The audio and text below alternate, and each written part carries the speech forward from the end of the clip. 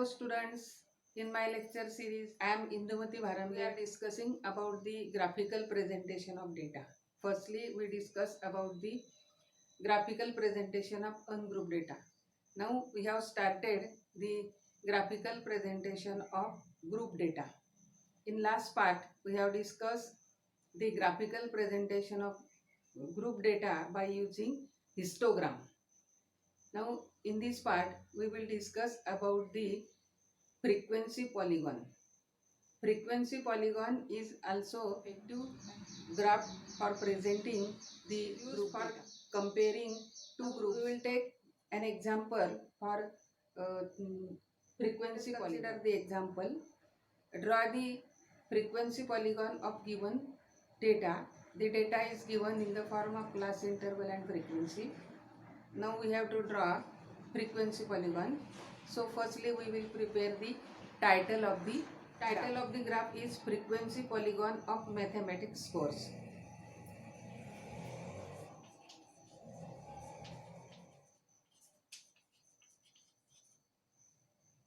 Now draw the axis.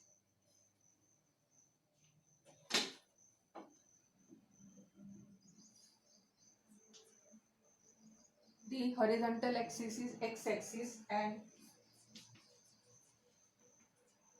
the vertical axis is y-axis. Now we have to draw the frequency polygon. So add two extra class intervals with frequency 0, one above and other below the given distribution. So the above we can write the extra class interval 40 to 42 and having frequency. Other class interval is 16 to 20. It is below the distribution and frequency 0. Now while drawing the frequency polygon, we need midpoint of the class interval. So we calculate the midpoint. Now we write midpoints of each class interval.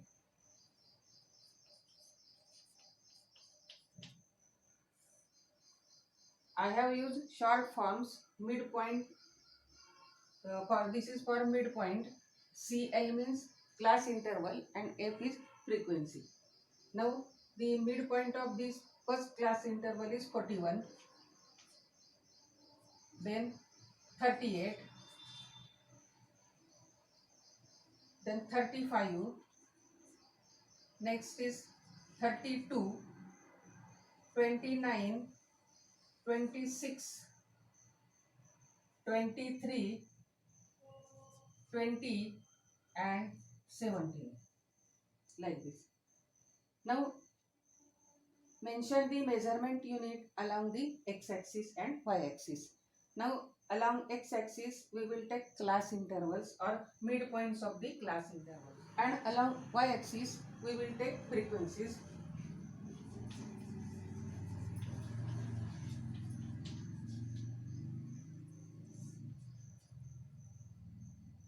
Now consider the scale. Along y-axis we will consider frequencies, and here we consider the scale as 1 unit is equal to 2 frequencies. And along x-axis we have taken midpoints of the class interval. So here we can say that the along x-axis consider 1 unit is equal to length of the class interval, that means 3. Here length of class interval is 3. So mark the points on x-axis and y-axis. So class interval 16 to 20, midpoint is 17. So we will take this point of intersection of these two axes. So here 17, then next is 20, 23, 26, then 29, then 32, 35, 38 and 42. And along y-axis we have taken one unit is equal to two frequencies. So 1 unit, so this is 1 unit, then 2, 4, 6, 8, 10, 12, like this. Now plot the points as midpoint comma frequency. Midpoint comma frequency.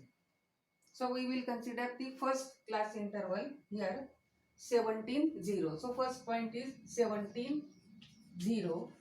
Next point is 20 comma 3, like this. So 17 0 means this point. Then 20 comma 3, that means consider the point 20 on x axis and point 3 on y axis. So here, so we can say here this point. Then next point is 23 comma 5. So 23 comma 5, this is a point. Then 26 comma 8. So this is the position of 26 point, sorry, this is the position of the point 26 8. Then 29 11.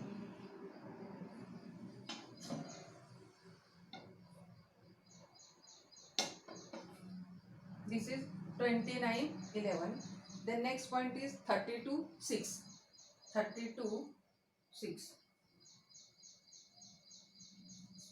Then next is 35 4.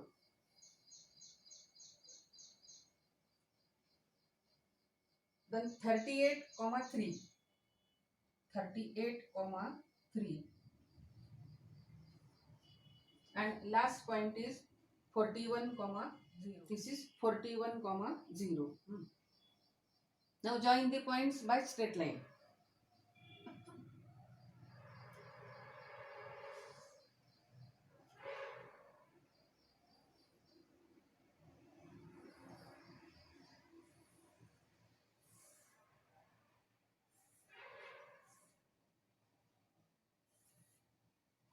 Now this is a frequency polygon showing the mathematics scores of the students. Frequency polygon is a closed figure because it is a polygon.